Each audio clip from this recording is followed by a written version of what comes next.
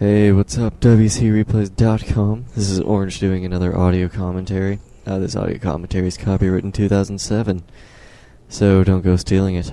Alright, so since I'm doing two audios in a row, this one's going to be a little shorter, and then I probably won't do one for another couple weeks. But, yeah, I figured since no one else is doing them, I might as well do something about that, so that is what I'm doing. So, get the replay paused at the 45-second mark under TH000's point of view.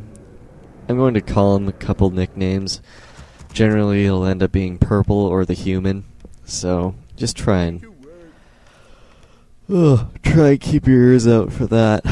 Sorry, I'm a little tired, and I sound like I'm high or something, but no, I'm just super tired because I had this stupid fire drill at like 7:30 in the frickin' morning, and it was such a pain in the ass. I don't know what it was. I don't know, but yeah, my brain is still working its way into gear. It's a good thing I don't have class right now because I'd be dead. So, you know, that's what's going on here. Well, there's some floor drama here and there, but that's just naughty stuff, and I shouldn't talk about it. But I might anyways. So yeah, this is Undead Human versus Undead. I like to put the winning team first. I know I just ruined the ending, but yeah, I like to put it that way. But yeah, it's Human versus Undead. Generally nowadays, it's considered to be fairly balanced, I guess.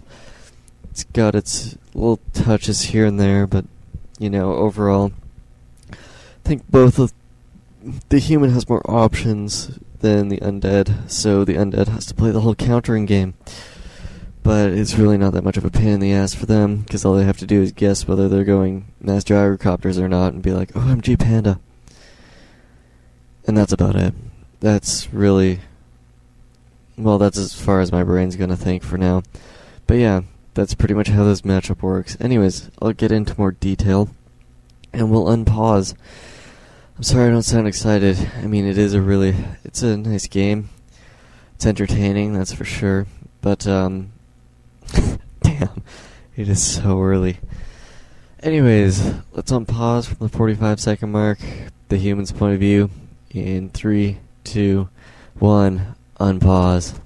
Alright, so hopefully my computer doesn't really screw up too much and we're actually synced up right now, but yeah, because it was being a little choppy.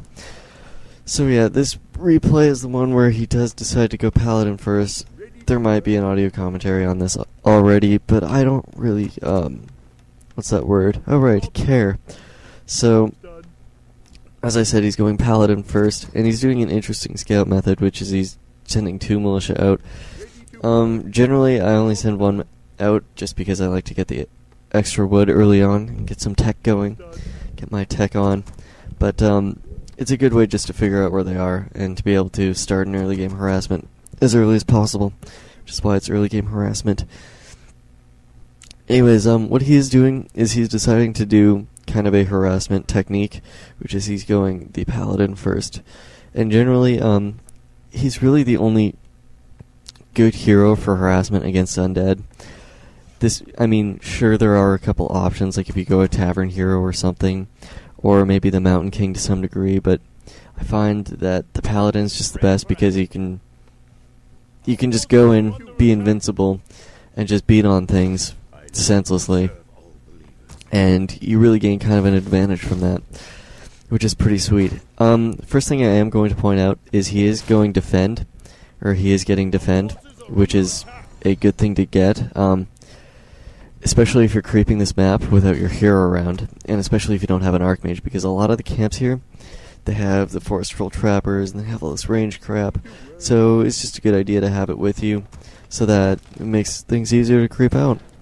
And he is going to be doing kind of a really nice creeping job in this game, and I will try and point it out here and there.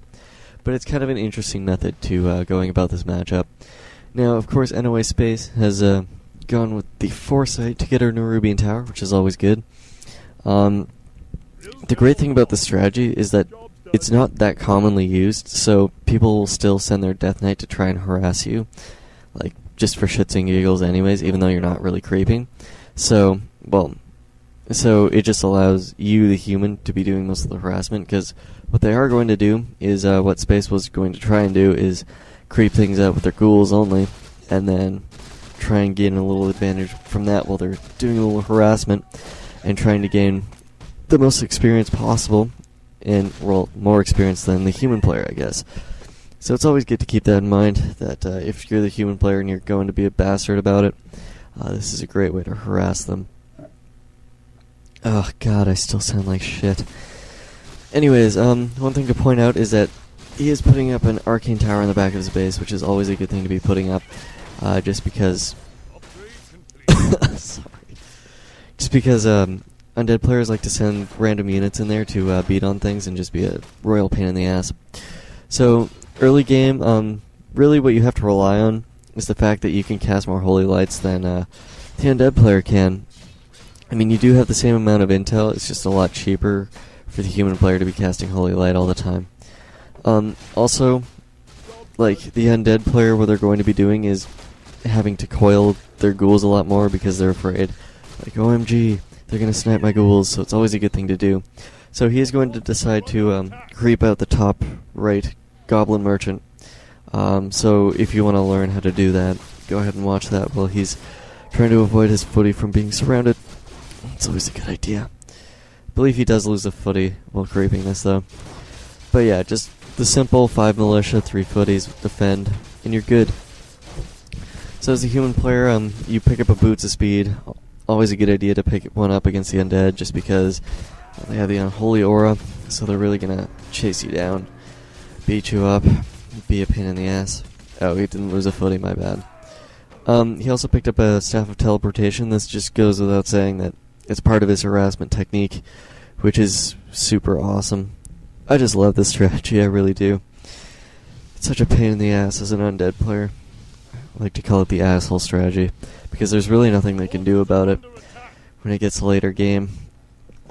So, he does have a shitload of wood, just because he has like 10 peasants with him, so, you know, when you have a shitload of wood, you might as well militia creep as much as possible, try and gain an advantage off of that.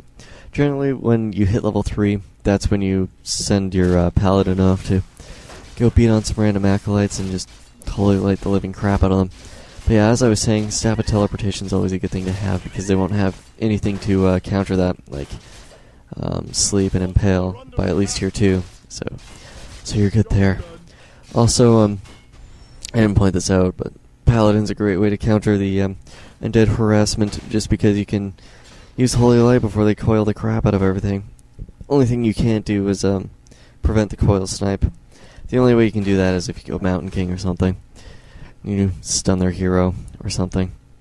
But yeah, both players still haven't hit tier 2. They've kind of done a late tech, but the weird thing is the undead player did a later tech. It looks like he was trying to do something like a ghoul rush. Wait, never mind. I'm totally out of it. He's going to tier 3. So, the undead player obviously has a huge tech advantage. Damn, it's early. So, generally, if you're going to be doing this kind of technique, you're going to let them get that kind of a tech advantage, what you're going to be doing is a solid tier 2 strategy.